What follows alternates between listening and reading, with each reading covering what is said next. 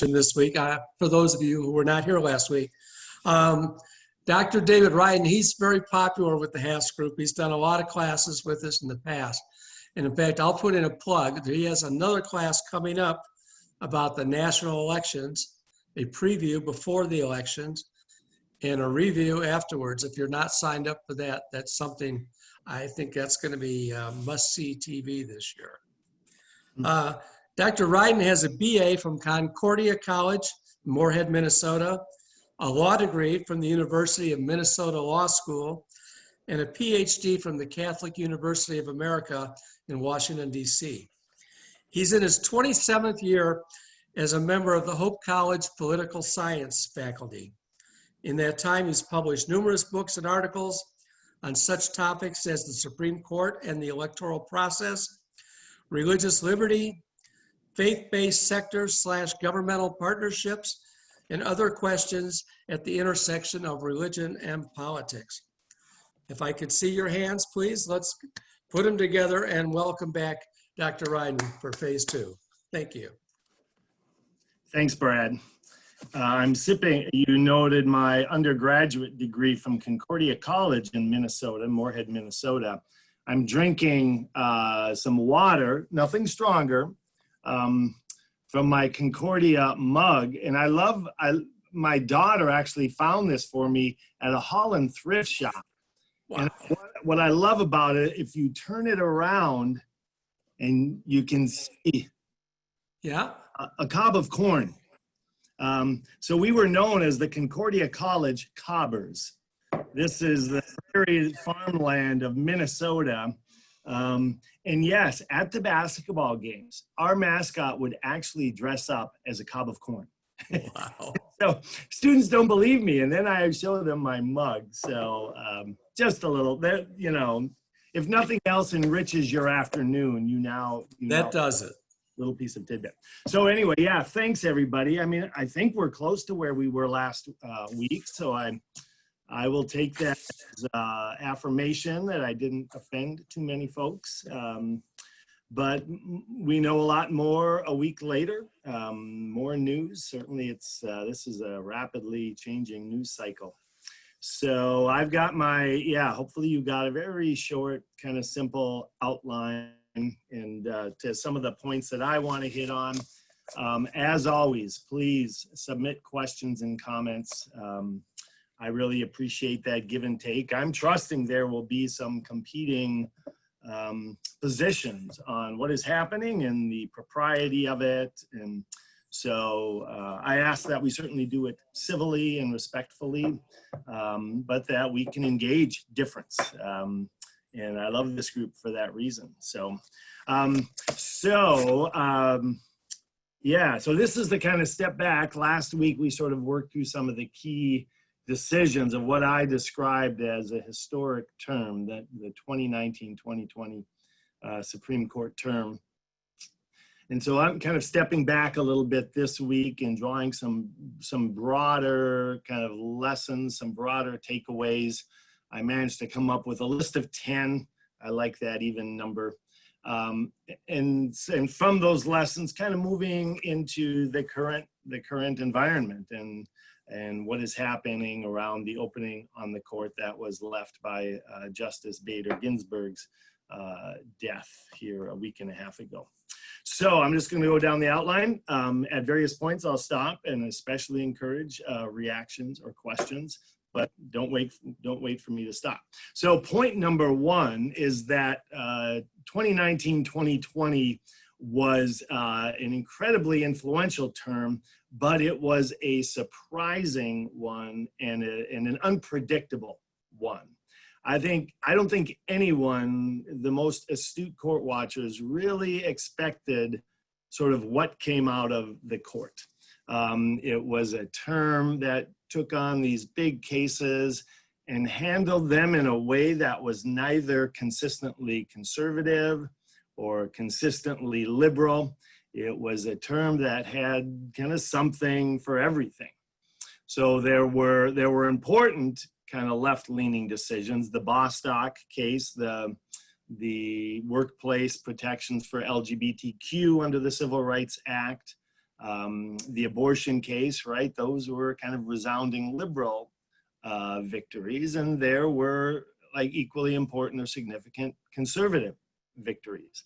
I think the most important being the Espinoza case out of Montana, dealing with the right of a parochial school to benefit from a tax credit program from the state, and the religion cases more generally were sort of important and cheered by those on the conservative side.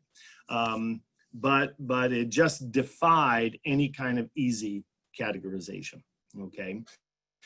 In part, that was because this case, this term really held some interesting developments for constitutional conservatism and the competing strains within constitutional conservatism. And I'm not neglecting kind of the liberal bloc, but they really are sort of more kind of acting as a unit. And there probably aren't these major strains of philosophical difference among the liberal members of the court, but they are there on the conservative side. And so when we saw kind of what were not conservative outcomes, oftentimes it was different understandings or visions of conservatism sort of at war or in conflict. Okay, so the Bostock case, which I mentioned, right, which found that, right, workplace protection against discrimination based on sex under Title VII, that include LGBT. And it was an opinion written by Neil Gorsuch, right, Trump appointee, who wrote an opinion that was based on textualism. Okay, what the text of the statute says, and the text being definitive. Okay, and that's one strain of conservatism, textualism, which is different from originalism. And originalism is really sort of digging beneath the text and looking for the meaning and the intent of the drafters of the text, which the other members of the conservative bloc, right, took issue with. So they dissented. Well, certainly the drafters of Title VII back in the late 60s didn't consider sex to include, right, gay and transgenderism, right? Conflict of textualism and originalism. Chief Justice Roberts' opinion in the abortion case. So siding with the liberals in striking down the Louisiana kind of restriction, the Louisiana law requiring admitting privileges for abortion providers. And in doing so, in voting with the liberals, Roberts hung his hat on precedent. In precedent, the idea that justices don't just get to act willy-nilly what they want, but they are constrained, right, by earlier decisions similar to the one they're deciding. And so precedent is a conservative idea in that it restrains judicial power. And so that case, you had Roberts citing precedent, right, in conflict with the other conservatives who would rely both on kind of originalist and textual arguments against abortion rights. Okay, so that was really an interesting development. And I think right now, you know, when we find ourselves in this hyper kind of partisan moment, these were useful reminders that the members of the court do not fit that simplistic profile. And we really ought to push back when we hear people kind of portraying them that way. Noah Feldman, he's a Harvard law professor. I really like him. He's a great writer. He's really fair-minded. And he described it this way. He said, justices aren't robots driven by partisan or ideological agendas. They're complex human beings whose decisions are shaped by jurisprudence, values, beliefs, ideas, emotions, and strategies, unquote. And that's right. That's right. And their actions, their decision-making, it is a complex calculus, and it's really helpful to kind of keep that in mind. One other really interesting little kind of sidebar on this term, which is an encouraging one for me, as we look for the court in the future to navigate the politics swirling around it. In this term, there did arise kind of a core of what I call accommodationists. Potential, kind of more centrist accommodationists. People who were willing to leave their block and join with those on the other block. And so that's Chief Justice Roberts and Kavanaugh and maybe Gorsuch, kind of on the right side. We'll see. I mean, if Amy Barrett were to get confirmed, we would see if she would join that. On the left, it's Elena Kagan and Stephen Breyer. And so we saw that with a good number of 7-2 decisions rather than these hyper-divisive 5-4 decisions. So that's, I'm encouraged by that. And that's something I'm going to be keeping an eye on in the future. Okay, point number one. Point number two, I titled my outline, The Roberts Court Arrives. So up until now, Chief Justice Roberts became chief back in 2005. And this has been the Roberts courts only by those who describe a court by who the chief is. Okay, it's not been a Roberts court by who the most influential, important figure has been, right? That has been during Roberts' tenure, first Sandra Day O'Connor, and then Anthony Kennedy, i.e. in a closely divided court and evenly balanced conservative and liberal blocks, that key swing vote. And it was first O'Connor, and then it was Kennedy. And now it's Roberts. Okay, that he is now, he's the swing vote, okay? And so we have a unique combination here that makes him extraordinarily powerful and influential. And that is, he's both the chief and he's the swing vote. So as the chief, he has formal powers that he gets to wield. And as the swing vote, he has power that comes out of the fact that he voted with the majority in 53 out of their 55 cases. Okay, so in virtually every case, he was with the majority. Okay, the chief's formal power means when the chief is in the majority, the chief gets to either choose to write the case himself or gets to select the author of the majority opinion. And so Chief Justice Roberts, that's the combination of those gave him great power. So he got to pick cases that were important so he could write them, the abortion decision, the pair of cases involving President Trump. And he got to, in those cases where he didn't claim it for himself, he got to make the assignment.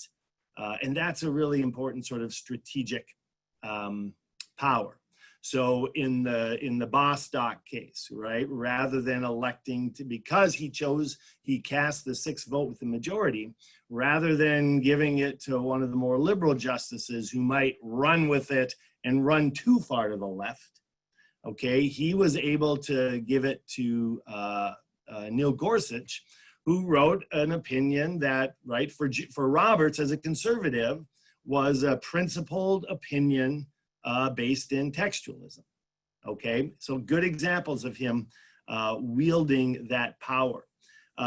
So one commentator put it this way: Roberts is now the most influential Chief Justice since the great John Marshall, who held the job from 1801 to 1835 and is regarded as the greatest, probably the greatest and the most influential justice on the court in history. Roberts' power stems from the fact that he's the swing vote on the court. The way he votes will ordinarily win. Roberts was in the majority on every single one of the major cases this term, except an Indian law case. And that was the one that probably had the least real world impact. Okay, so this is the Roberts court. Okay, number 2. Let me go through number 3 and then I'll pause and see if folks have some comments. And so point number 3, I sort of identified as the significance of John Roberts and why his power, his significance, his role as the swing vote is really important in understanding the court now and how the court operates in this political hothouse that it finds itself. And a lot of that stems from sort of the nature of Chief Justice Roberts. And so this term, even with the big cases, right, that they were incremental, more modest, more gradual in how they did what they did. And it's fair to say that had Roberts' fingerprint all over it. Okay, and as we'll see, Roberts is an incrementalist. He's not big, bold, black letter, dramatic changes in the law. He's an incrementalist. He's been called a minimalist. Okay, and these are approaches to judging that he thinks are important, and they're especially important for him in his role as sort of the steward, as the chief, as the swing vote, kind of the steward of the court's standing, its prestige, its independence from political actors.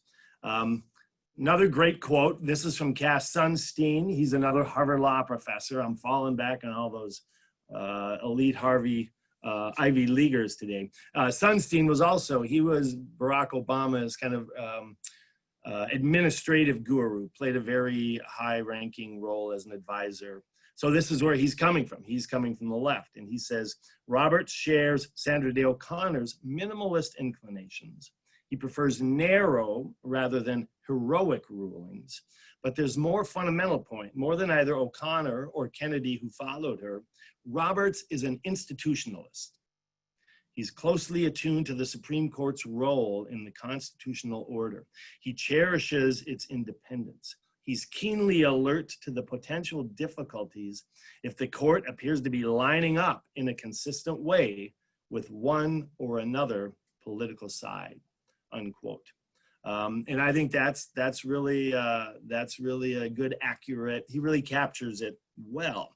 From the get-go, from the time Roberts was nominated and even before he was confirmed in his confirmation hearings, from then until now, he has made it clear he wants to protect the court from being sucked into this vortex of partisanship, right, that has sort of consumed the other two branches of American government. So from the outset, he said, right, as judges, we call balls and strikes. Well, I would argue with that to some extent, but you get what he's trying to say, right? At various points and more recently, he has struck back when the president has attacked the court or has attacked lower level judges. And he has been very pointed in saying there are no Democratic judges and Republican judges. And so he's really, I think, made a concerted effort to avoid the tinge of partisanship. And so last week, I didn't have the chance to really talk about, I think the last two cases on my outline, we didn't get to. And here I just might mention those as examples of Robert striving for this kind of nonpartisan way of dealing things. So he wrote, these are two opinions. They dealt with claims brought against President Trump. One was claims made by a state level prosecutor. This was the Stormy Daniels scandal. And in New York, the state attorney, was filing subpoenas to try to get financial documents from the president. So that was one case. And then the other case was Congress trying to get his financials and tax records for various purposes. And I'm not going to take a lot of time to go into the details of those, other than to say John Roberts wrote both opinions, and he really sort of avoided the taint of politics. So on the one hand, he's slapped down the president and said very clearly, presidents don't get absolute immunity from prosecution, right? And this was a precedent of the age of Bill Clinton and Paula Jones, right? And so, yeah, he very clearly said the president is subordinate to the rule of law. On the flip side, he said the president has to comply with subpoenas, but he also kind of slapped down Congress, who was being kind of more political and didn't do a very good job of articulating the reasons for the subpoenas. And so he kind of threaded the needle. It was right for those who thought the court was going to be the collective toady of President Trump. He made it clear that was not the case. And it showed in that both opinions were 7-2. Okay, they weren't 5-4. They weren't 6-3. He had people from both sides of the kind of ideological divide on the court joining in that. So I think that just kind of made that point. And so, you know, that desire to avoid partisanship. I mean, that at this particular moment is extremely difficult to do, right? Everyone is being sucked into the partisan politics. And Roberts did it, that he could navigate that term with the kinds of cases we talked about last week, and to sort of successfully navigate that and to escape sort of the partisan, arrows being slung his way. I would call it an amazing achievement of partisanship, of statesmanship, nonpartisanship. I wish we had more people capable of that. Purists who are court watchers will argue over the propriety of it. They'll argue over whether that's the role of a justice. And they will claim that Roberts is being too strategic, sometimes too cute by half. But you know what? I much prefer it, right, to the alternatives. And I would suggest, right, that we need it more than ever. One of the commentaries I was reading, he said, Justice Roberts is a unique figure in the court's long history, unquote. And I think that's right, with one huge caveat, and that's point number 4. Okay, so we'll get there. Let me take a sip of my water and see if there are. Yeah, we have a couple of questions. The first one from Diana. She says, on NPR this morning, I heard a piece on the Supreme Court which mentioned the greenhouse effect and emphasized conservative justices are more likely than liberal justices to cross over to the other side. If you agree with this analysis, do you have an explanation for that? That's a great question. The greenhouse effect, as in, so in case people sort of aren't getting the reference, the greenhouse effect is the Linda Greenhouse effect. Okay, Linda Greenhouse, longtime Supreme Court reporter for the New York Times. And even as she retired, she continues to write a regular column.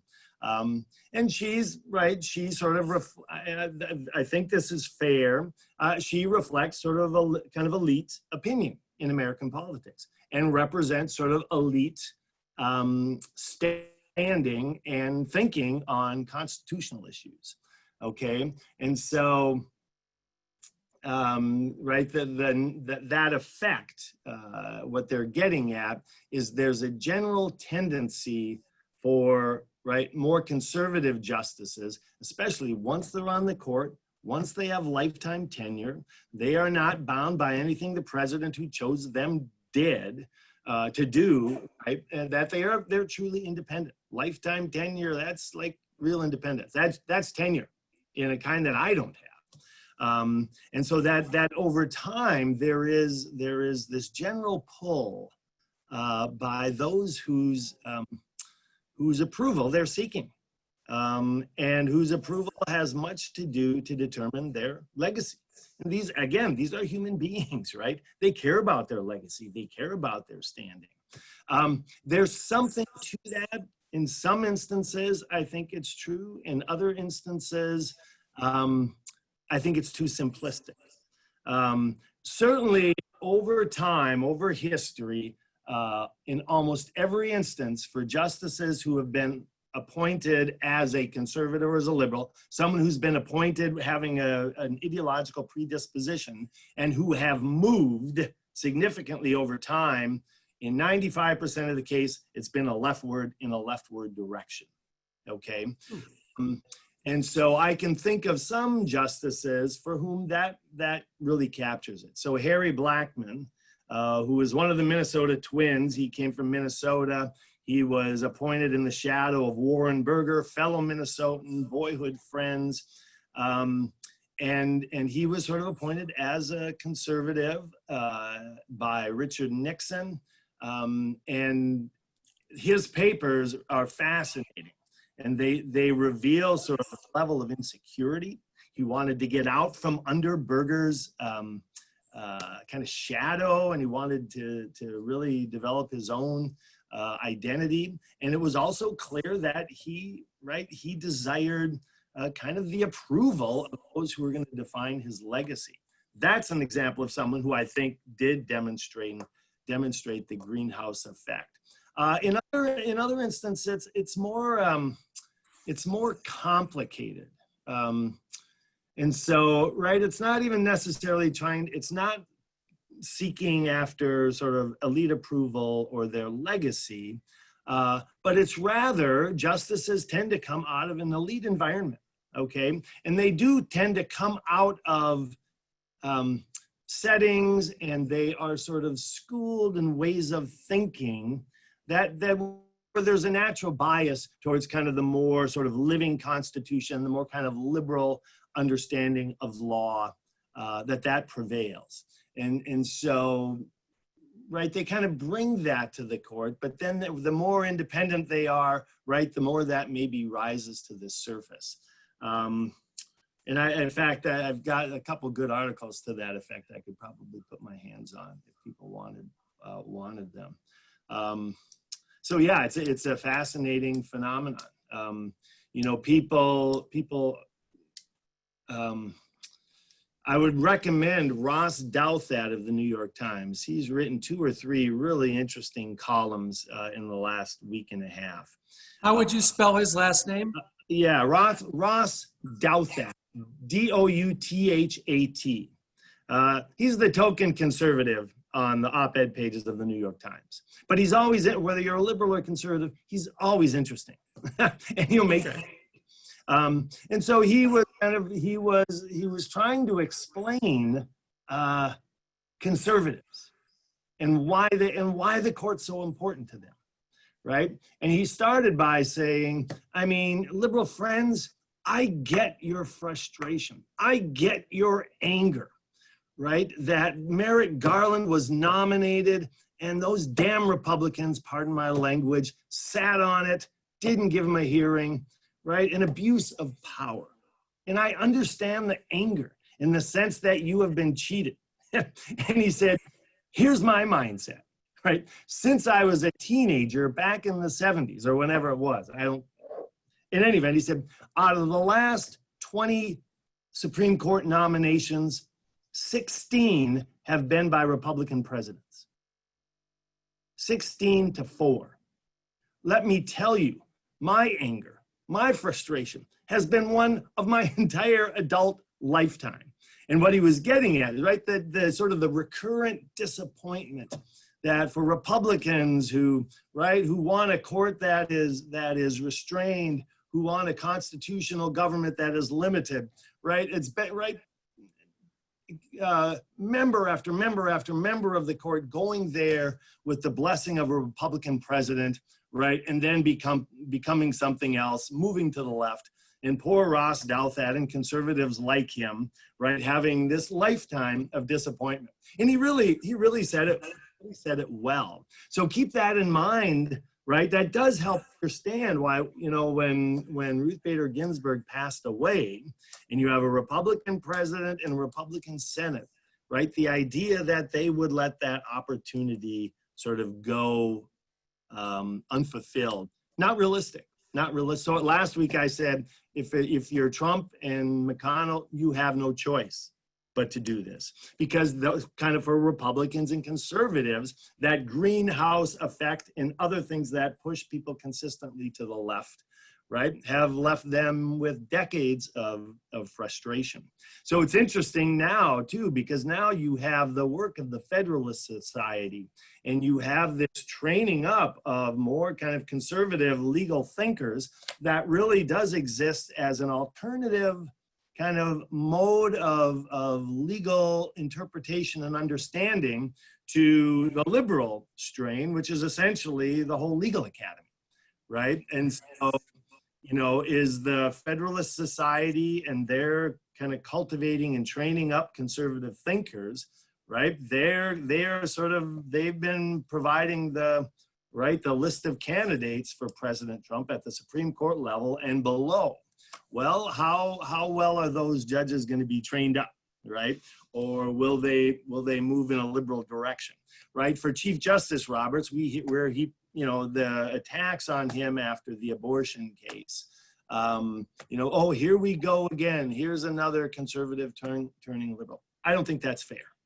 Like, I don't think that does not characterize Roberts. He's operating from different motives, and it's institutional motives that are about the kind of the standing and the prestige of the court. That was a long rambling answer. I got to do better. Yeah, I've got two more that will be all here all day. Second one from David. Whether you are liberal or conservative, I believe it's important to have a relatively balanced court, 4-5 or 5-4. With the potential appointment of Amy Coney Barrett, the court becomes very skewed to the conservative side. What has history shown about the court in these situations, conservative or liberal? Yeah, you know, did I unmute myself? Yeah. I would encourage you to, I don't normally say this, okay, but I'm going to say it. Go to Wikipedia. You know, and I don't, you know, Wikipedia, you know, I somehow feel like I'm cheapening the academic enterprise by saying go to Wikipedia. But they have a nice list of judges and the selection of Supreme Court justices and the president who appointed them and the party to which he belonged, okay?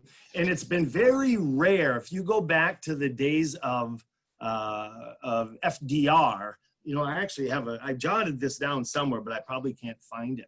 It's been very rare to have sort of even-handed kind of taking turns of justices coming from one party than the other, right? I mean, there was something like 13 in a row, 13 Democrats in a row from FDR and Truman, okay? And then there was a string of Republicans, something like 8 in a row.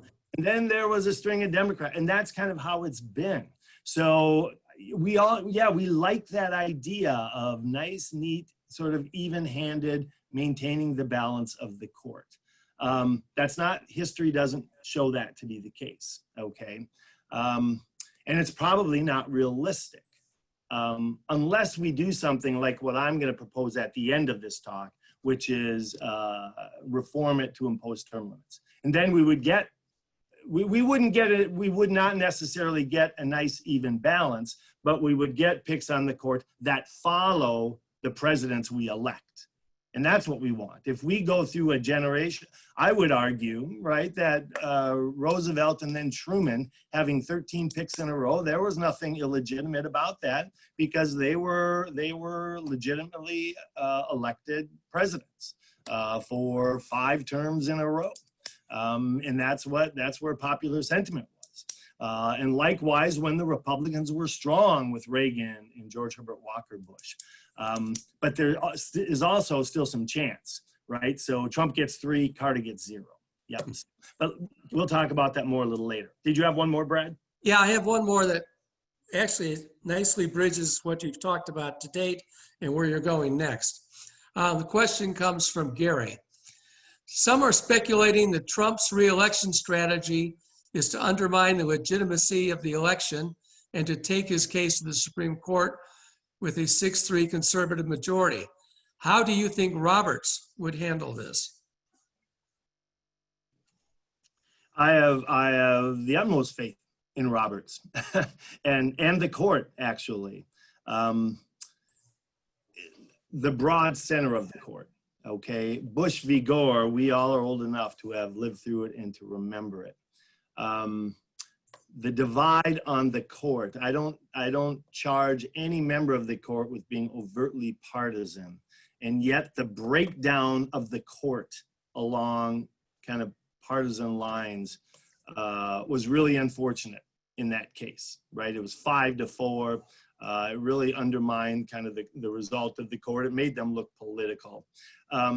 What I just said about Roberts is I think he would do his darndest to say whatever we do, we are aiming for an institutional decision, not a 5-4 decision, not a fragmented decision, one that has an institutional voice, i.e. a degree of consensus around it that is going to make the public feel like we're being fair-minded and we are being diligent in how we interpret and apply the Constitution. And I think he has enough kind of fellow believers on the court to make that happen. Okay, so on this court, right, the ones who I think are less inclined to join in the middle and more inclined to dig in their heels are Thomas and Alito on the right, and Sotomayor, and who am I missing on the left? Well, no, now just kind of Sotomayor. It was her and Ginsburg. And Breyer and Kagan, I think they're more sort of compromise-minded. I think Kavanaugh is. Gorsuch, I'm not sure. Roberts certainly is. So I think the idea that the president could sort of count on a 6-member Republican appointed set of justices doing his bidding, I don't think it's going to happen. So Okay, good. okay, I'm going to move forward in the interest of time.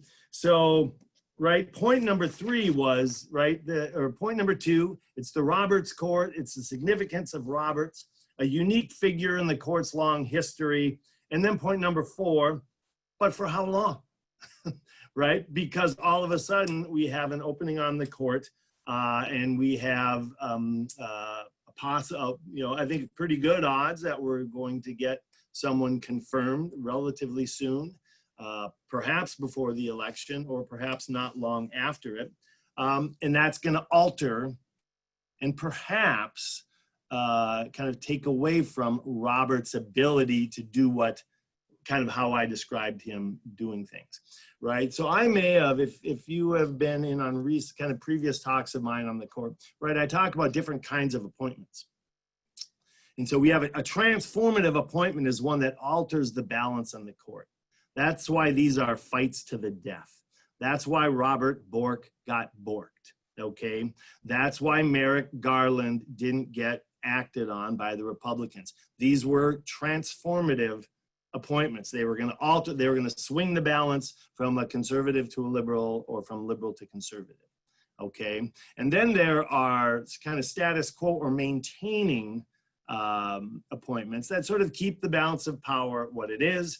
And then we have reinforcing appointments that they reinforce and they add to the ideological balance on the court, right? And if Amy Barrett were to get appointed, that's what this would be, right? So it would go from a 5-4 kind of, modestly conservative leaning to a 6-3, right? So it reinforces the conservative majority on the court. And that holds the potential to sort of detract from Robert's ability to play this swing role, right? If you have 5 conservatives and they're going to outflank him from the right, guess what? He's no longer the swing vote. Okay, so that could take away from his ability to do that. And I'm not sure. I mean, I think whether that'll happen, let's just assume for the sake of argument, Amy Barrett is elevated to the court. I don't think that necessarily happens. Time will tell. If I were inclined to predict, I would say Roberts maybe is able to kind of create a swing 2 or 3 justice block. And he's able to bring Kavanaugh in. And so the 2 of them, right? You have 3 hard conservatives and 3 hard liberals 4 conservatives and 3 liberals, and the 2 end up kind of being the swing pair. I could see Roberts doing that. But we'll see. Time will tell. This is going to be interesting to see. Okay. Point number 4. Let's talk about Judge Barrett. And what her nomination and possible confirmation might mean. I'm by no means an expert. I've not taken a careful look at her opinions. My knowledge is kind of secondhand, and kind of reading what people I trust have said. And here is some interesting sort of facets of her. If you listen to her, first of all, I would say she's an impressive woman, right? No matter what you think about her judicial philosophy, she's got a great biography. And I don't know how you can look at that family and not just be just impressed, and everyone, even though, again, Noah Feldman, I cited him earlier, he wrote a column for Bloomberg. He clerked with David Souter at the time when Barrett was clerking for Antonin Scalia. And he said there are about 30 clerks, law clerks at the time. And he said, without a doubt, she was the smartest. She was the smartest of the law. This is that's a high bar, right? And she was just an incredibly kind and good person. And so, whatever you think, I think that's worth noting. And if you're someone who's kind of bemoaning the loss of Justice Ginsburg, yeah, absolutely. But take some consolation in the type of person, right? We've all seen and kind of feel it when we see character that doesn't matter or is absent, right? Here's an instance where I think character does matter, and we can take consolation in that. Certainly, she's a person of serious faith. She's a devout Christian and Catholic. That's going to get attention in her confirmation hearings. She describes herself as a Scalia acolyte, having clerked for him. He was her mentor and her inspiration. As I said, she's whip smart.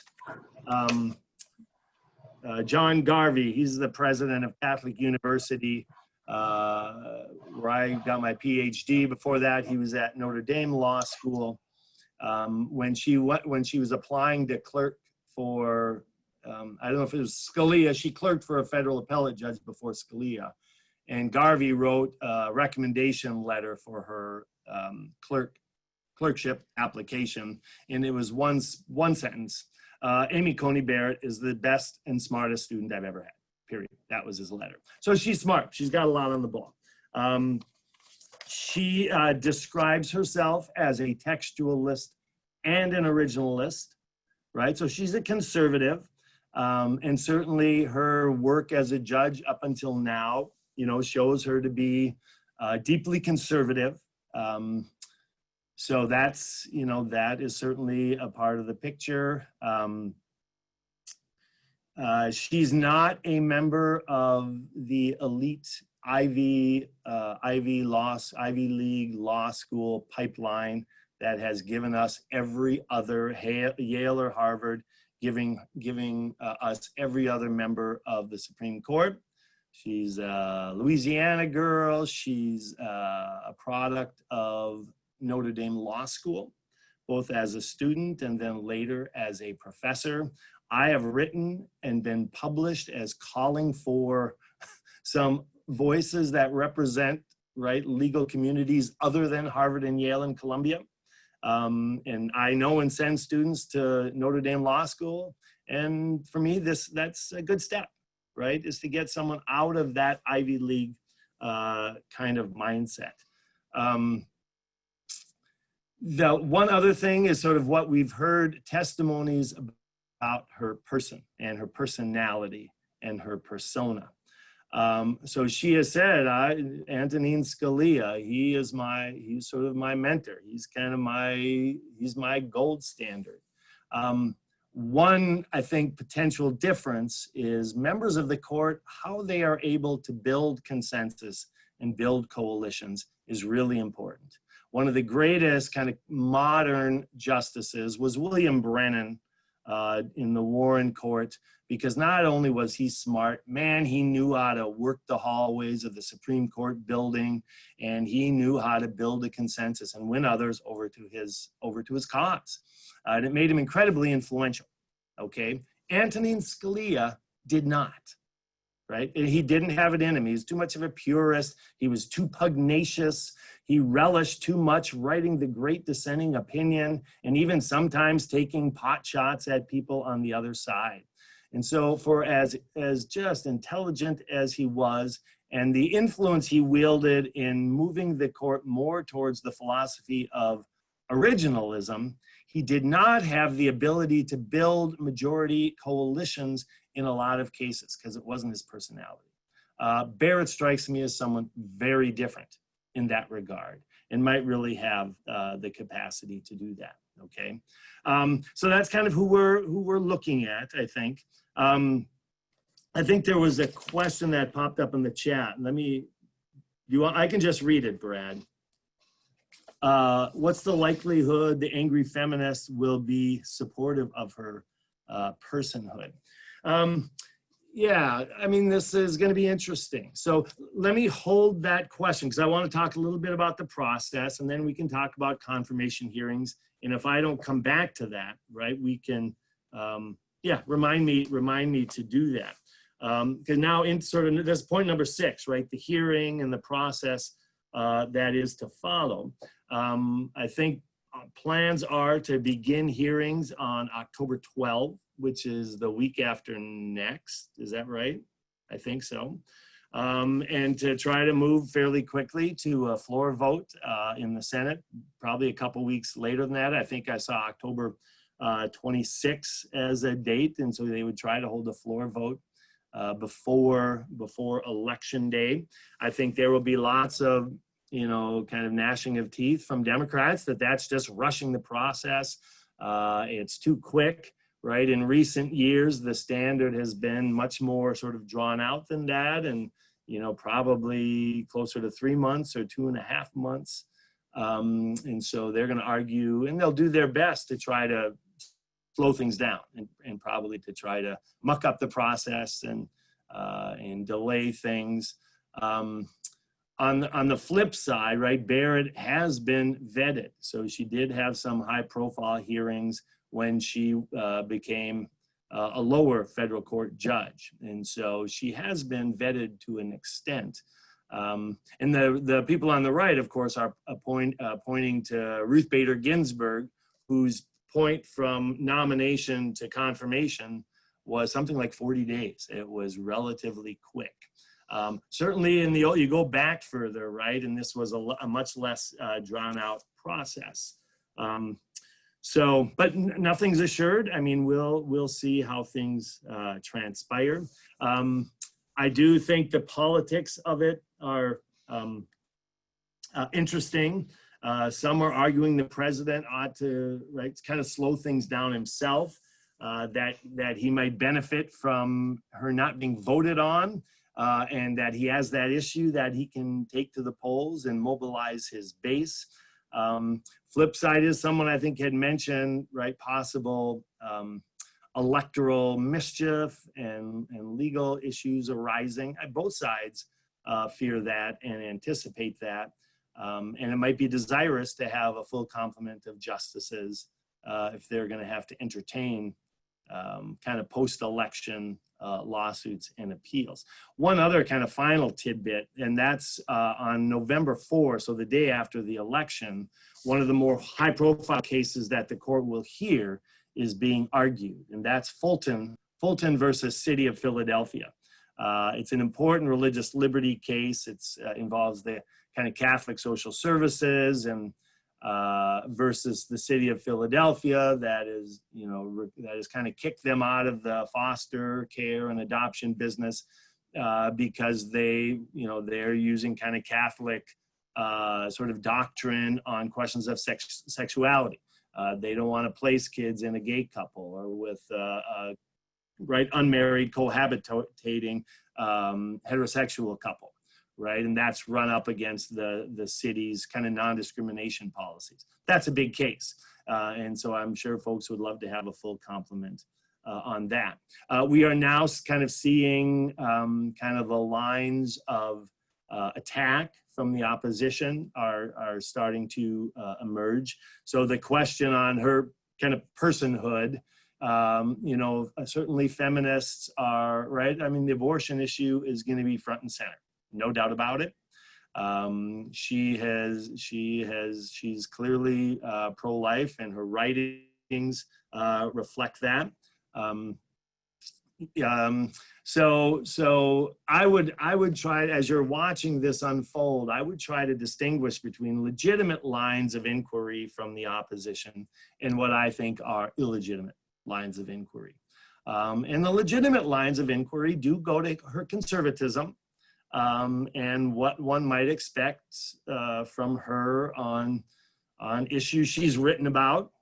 Or has written lower court opinions about on the Affordable Care Act, on guns, on a number of other issues. That's fair game, right? That's fair game if you're in the opposition. Unfortunately, it's always incredibly hard to get much out of people in these hearings. They just become kind of an exercise in doing a tap dance and avoiding any substantive, right? The last person who really did a lot of substantive responding to questions, right? His last name became part of the lexicon, right? Bork. And ever since that, people have learned the lesson, and on both sides, and that's to say as little as possible about your substantive commitments. But those are legitimate kind of areas.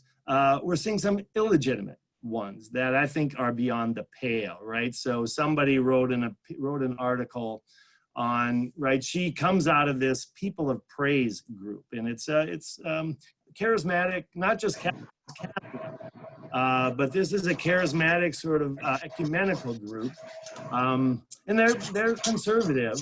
The writer got that mixed up with the People of Hope, which was the I guess sort of the origins of Margaret Atwood's Handmaid's Tale, which is this dystopian story on women's loss of autonomy over their bodies.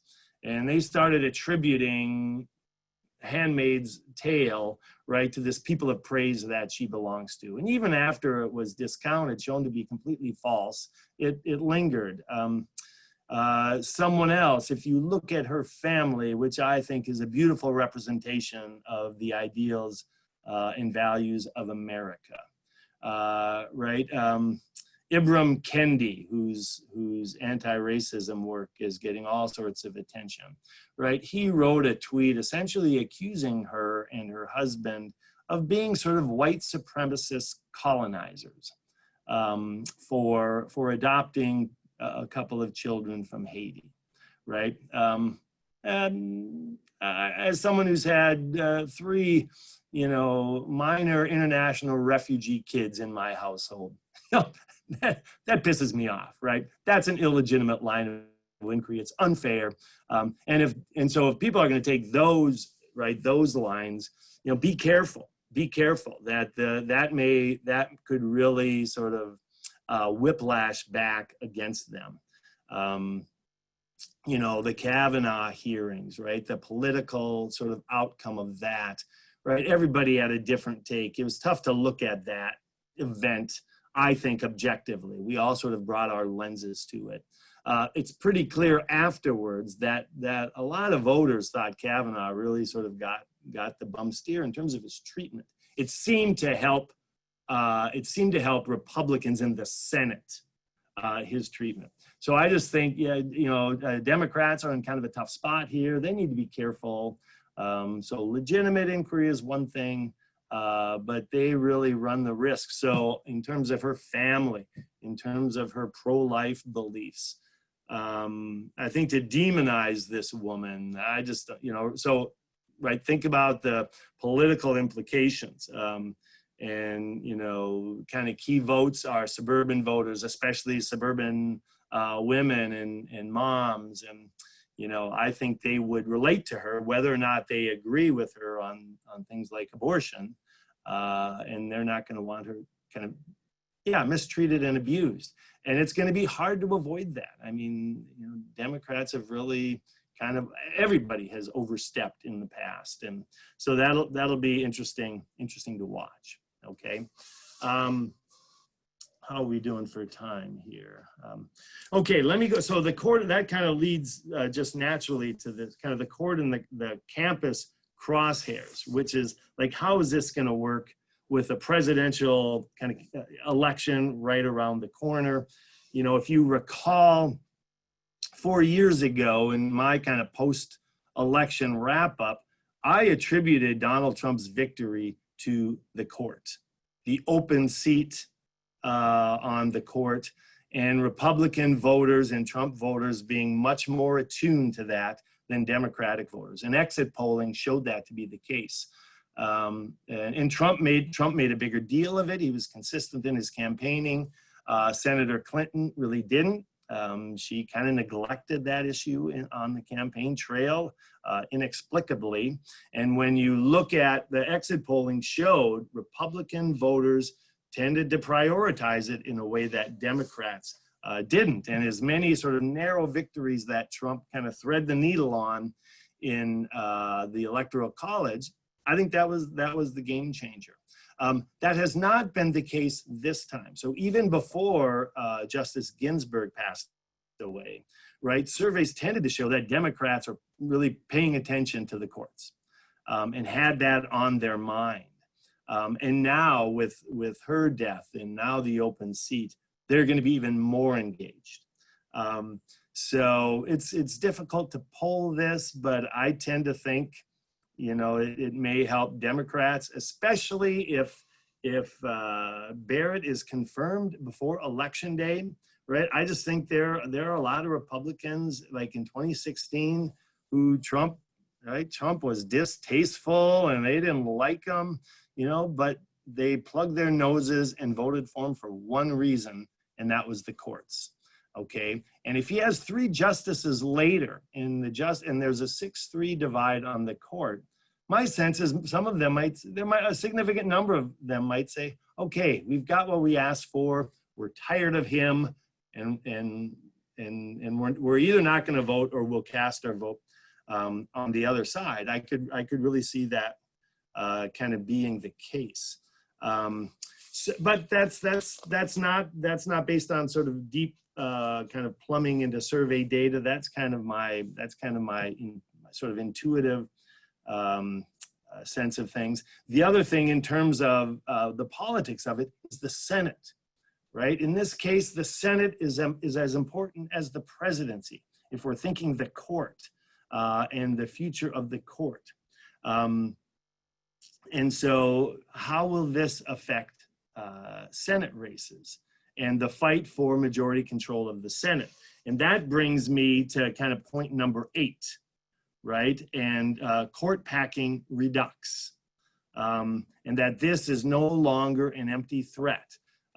If we had more time, I'd give you a quiz on court packing, because I know I've talked about it before, and I would quiz you. Do you remember, right? Do you remember court packing, right? And it's kind of generically, every president packs the court with like-minded people on ideology and the Constitution, right? We're talking the more specific, particularized understanding of packing the court that goes back to FDR, right? When he ran into this obstinate 5-member conservative majority on the court who would not pass his New Deal legislation, and he got reelected in 1936, and they're striking down cases and striking down New Deal legislation, and finally he gets so PO'd, right? He rounds up his bidders in Congress, and they introduce this court packing plan, which is for every justice over 70 years,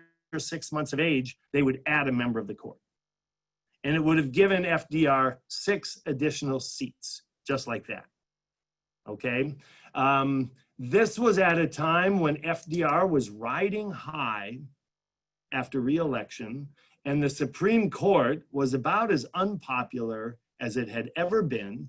And in that political environment, it blew up in FDR's face, right? It was one of the rare political missteps by a really sure-footed politician, right? Everybody hated it, other than the handful of senators who introduced it because they were good party soldiers.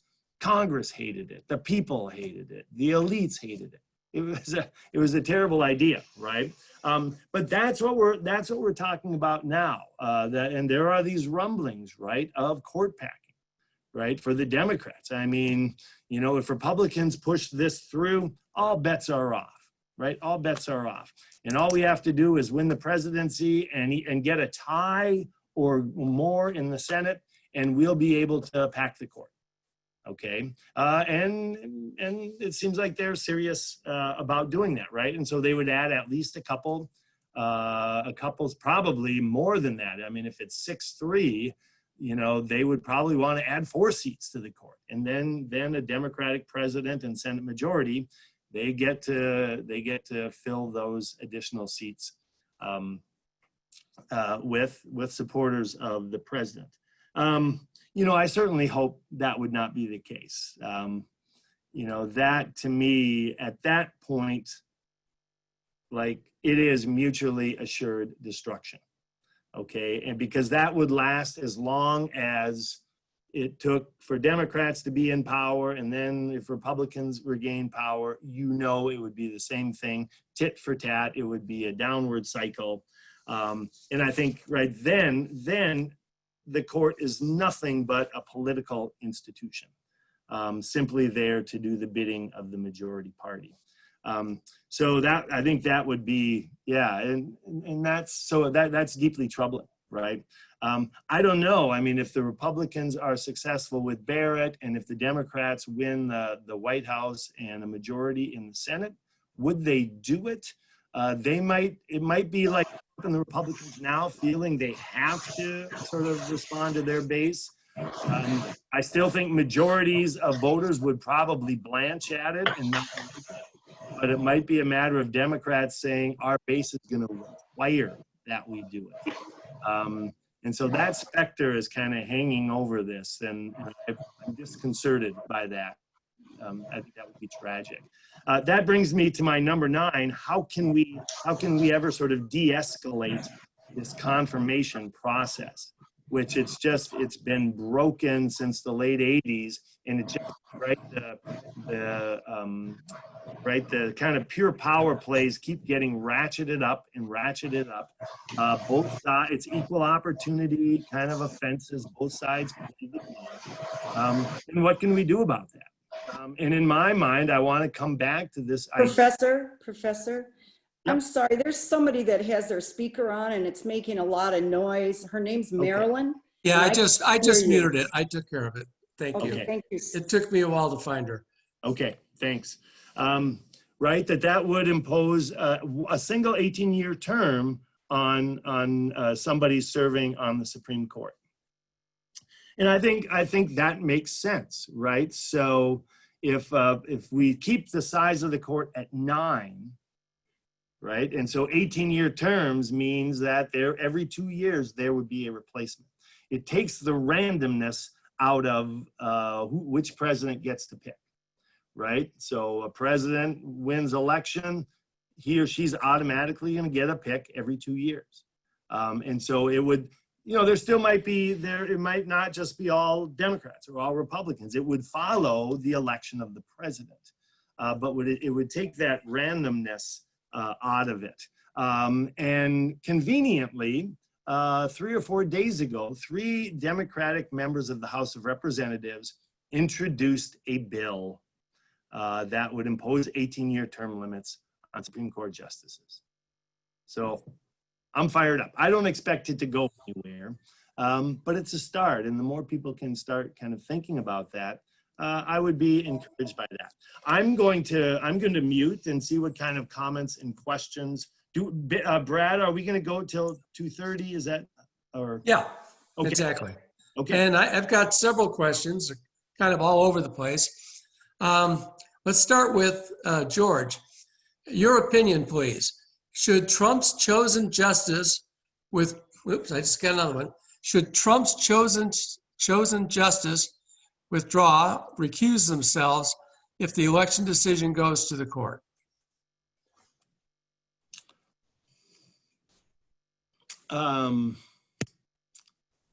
George, can you just explain a little bit your thinking? Help me try. Okay, first of all, it's Midge. I'm on George's iPad. Okay, sorry about that. No, it's okay. It says George, so that's okay. Well, I've just been reading and hearing both sides to this, saying that, look, if under some of the things Trump has said, that, he's dependent on this person to vote his way, he thinks, which you've addressed already. In the fact that it is such a situation that has brought up so much political questions and et cetera, would it be of any possibility? I mean, what are your thoughts on what this person, if it is her, of course, or anyone, what they might do or should do, or what your opinion is, I guess, sir? Right. Yeah, no, okay, that helps. This would not be a specific case for recusal, right? So typically the members of the court, they make the decision themselves whether they would recuse themselves from hearing a case because they have sort of a direct, and I would emphasize the word direct, conflict of interest. So what that usually means is they might have a financial stake in a case. So if it's a party is a business or an enterprise where they hold stock, right, they would sort of routinely recuse themselves. If it's a case where they have written on it at the lower court level, and the case is becoming before the Supreme Court as a case of first impression, that might indicate that they can't think kind of fairly and objectively about it. That might be a grounds for recusal. So this is one of the interesting things, because it's kind of up to the sort of the fair-mindedness of the judge herself to make that decision. I don't think, so I do mean what I said before about justices and the independence they have once they're on the court.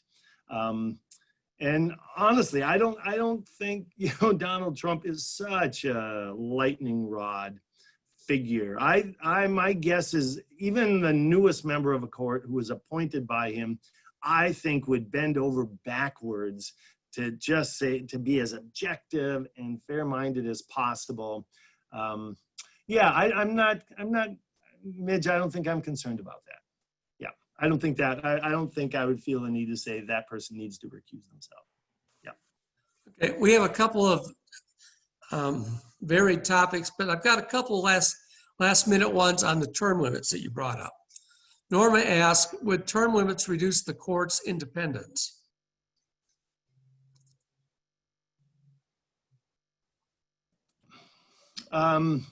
It shouldn't. It shouldn't. So because they're independent. Typically when we think of judicial kind of threats to judicial independence, we tend to think of it in the context of state courts where they're elected, right, and where they stand for re-election. And I hate election of state court judges, especially like at a state Supreme Court where they're reliant on re-election to maintain their position. And so, right, you're in a state where, and you're entertaining, some criminal justice question, and you're a state that's conservative, they're tougher in terms of law and order, right? That there's a situation where you could foresee a state Supreme Court justice having in mind his re-election as he's readying to cast a vote, right? That's a direct kind of threat to one's independence. In terms of So an 18-year term limit, I don't see how it would. I don't think it would. That they would be stepping out of that Supreme Court kind of role, regardless of how they decide. So there wouldn't be any sort of political loyalties, I think, that they would be subject to that would undermine their independence. I don't see that as a problem. I don't know if you wanted to respond to that, but I don't see it. Okay, the other question on term limits from Ann, what would be the process to get the term limits? Yeah, that's a good question. and the answer is, I don't know. Okay. No, I have to answer that. Let me go with that.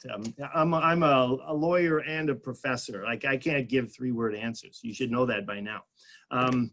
But it's a contested issue, right? So the question is, could one impose that short of constitutional amendment?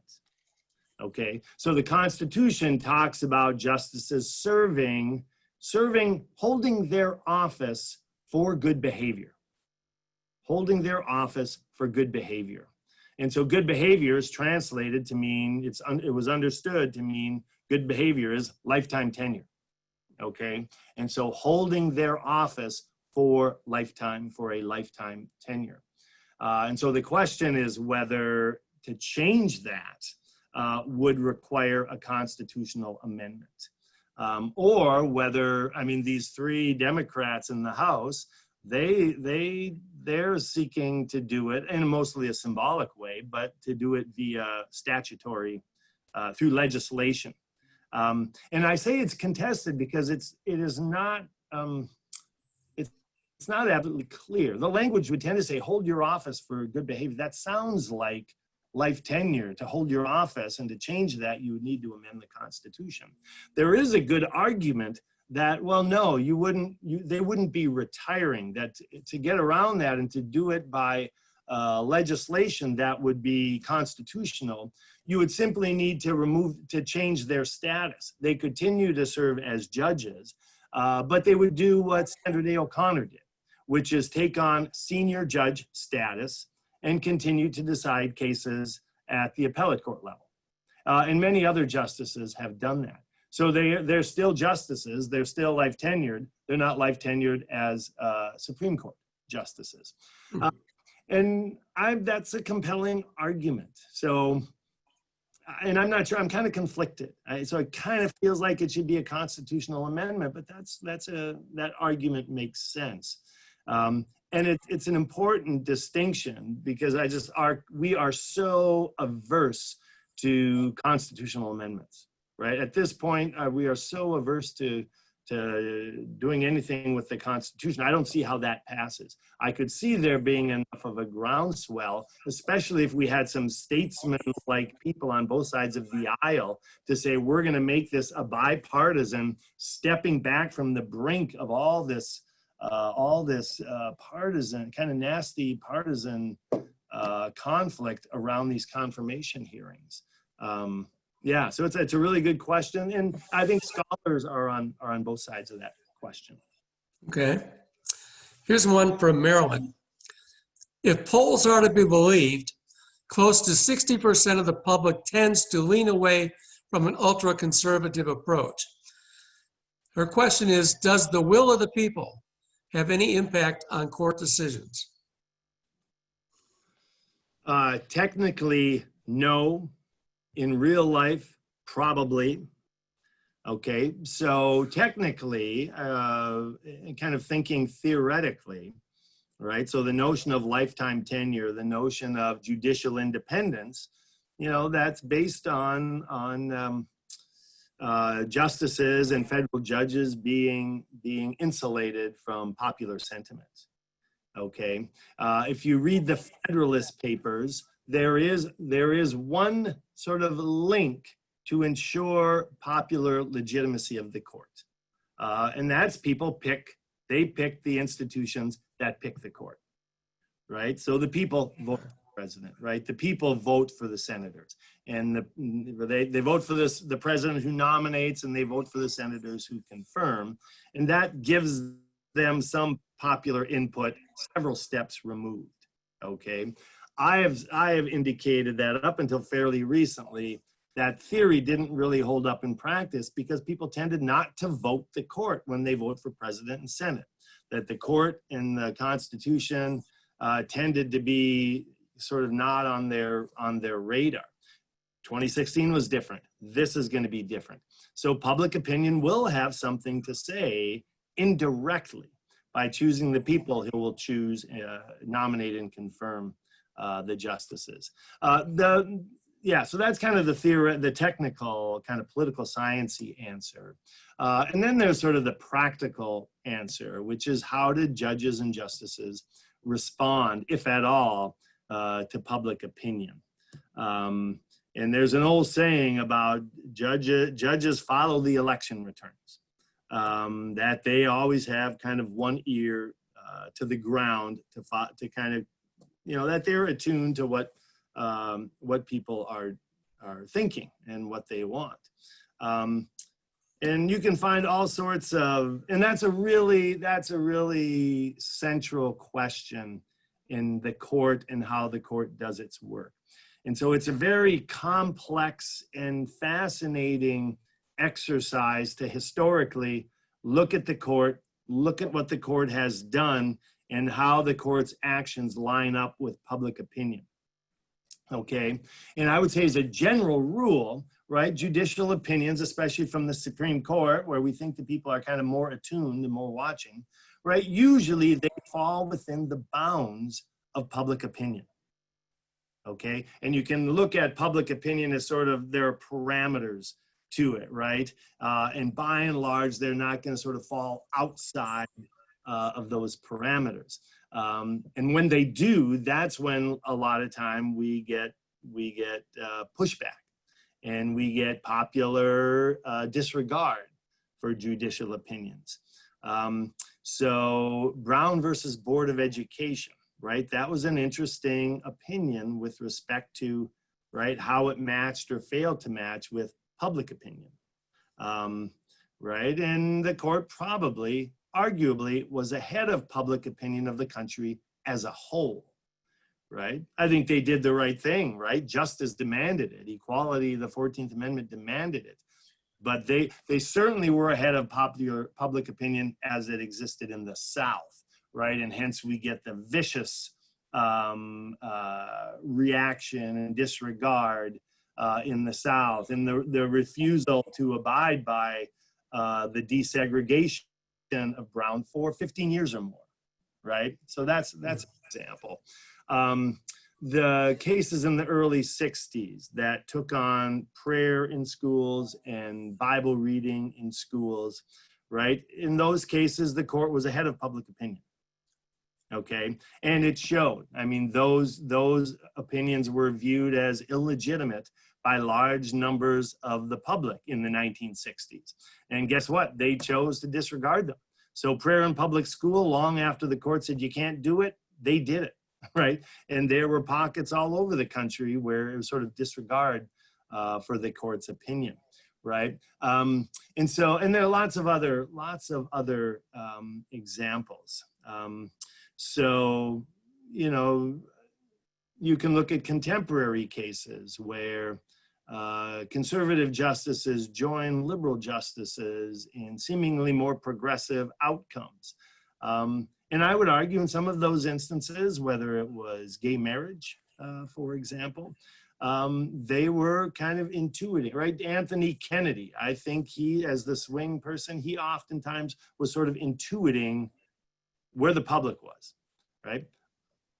I'm not a big fan of Anthony Kennedy. I thought he was sort of a mushy writer in how he did that. But guess what? Lots of other people disagreed, right?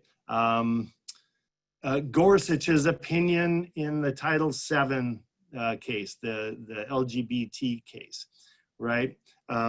He made it a textual decision, but was he also saying, look, this seems like the right thing to do, and this is where people are, that LGBT are sort of entitled to protection at the workplace from arbitrary firing, right?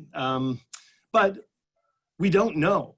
We don't know for sure. That's what makes this such a great parlor game, and to sort of look at all these different cases and opinions.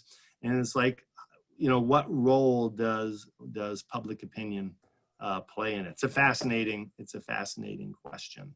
Sort of the bottom line is the court needs to take great care to not get too far outside kind of the parameters of public opinion as a general matter.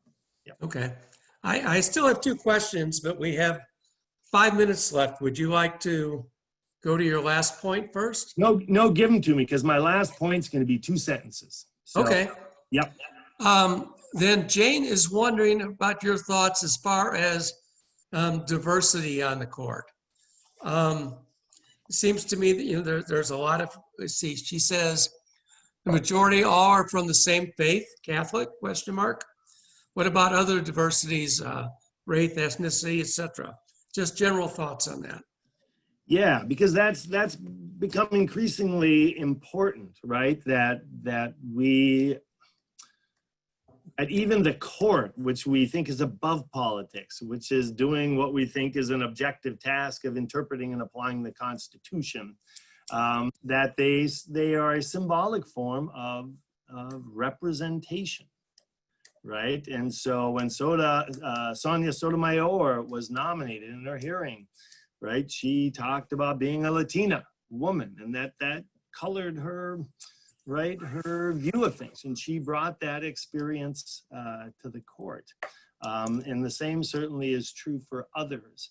Right. And we have a long history. Right now it's 6 Catholics. I mean, if Barrett gets confirmed, it's 6 Catholics and 3 Protestants. 3 Jewish justices, right?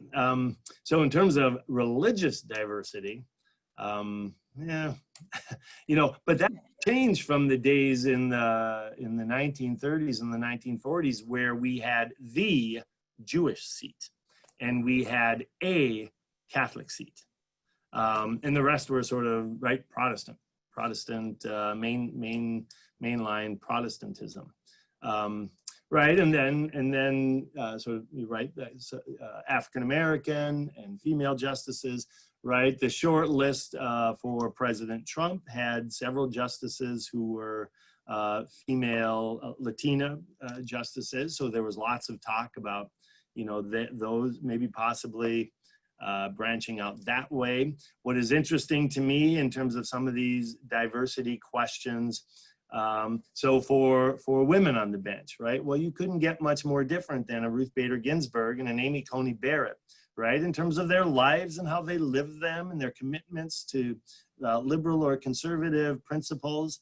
To me, that's how it should be, right? That let's not typecast, right, a female judge or African-American judge. In fact, I wrote an op-ed piece once, my tongue a little bit in cheek, as an evangelical Christian, who, for better or for worse, represent about 1/4 of the American public. Some of you may rue that number, but I was saying, if we're gonna represent the public, where's my evangelical? I was being a little bit facetious. But someone like Amy Barrett, she's Catholic, but she also has this charismatic organization. And so for an evangelical, it's probably as good as we're going to get. So it's a good question. Yeah. Okay, we have time for one last question. Okay. From Norma. I have read of the role of the Federalists in their building conservative judges for lower court judgeships. Do you have insight about why a similar role has not been developed for liberal judgeships? So the Federalist Society, I'm assuming she means. Yeah. Yeah, which has, I went to law school. I started law school in the fall of '82 at the University of Minnesota, and that was the start of the Federalist Society, 1981 or 1982. And everybody looked at them like they were a bunch of wackos. Because they were relative to everybody else and relative to the entire legal academy in the early 1980s. And then over time, it has become this incredible movement. And treat them with an objective mind. I mean, they are not, so they hold educational seminars, and they're not just, they're certainly in terms of the judges they want to promote, they're conservative. But they will do panels, and I've been, I've been kind of a liberal, on the liberal side of a kind of pro-anti speech that has been organized by the Federalist Society. They're like a legitimate, serious kind of intellectual powerhouse. Why hasn't the same thing happened on the other side? Partly because there hasn't been a need for it, right? So kind of the liberal, right, the more sort of living constitution approach to things, that's been regnant, right? That's been sort of the regnant view in the legal academy going back to the 1960s in the Warren Court. So there just hasn't been a need. Recently, they have, and I'm going to forget the name, there have been some concerted efforts to try to counteract. So the American Constitution Society, they will do things collaboratively with the Federalist Society because they're on the opposite side. You know, it hasn't been to the same scale, it hasn't been to this as successful, but there are some organizational efforts on the liberal side as well. Okay. Okay. Final point was simply going to be that we will have this escalating arms war over the selection and confirmation of judges until the court quits playing such a dramatic and outsized role in American politics. I don't know how we get the court to cede its power. To me, that's ultimately our only hope. So I will leave it there. Well, thank you so much. I mean, this has been certainly timely and terrifically informative. Thank you very much. Please join me in thanking David. And we will see you soon again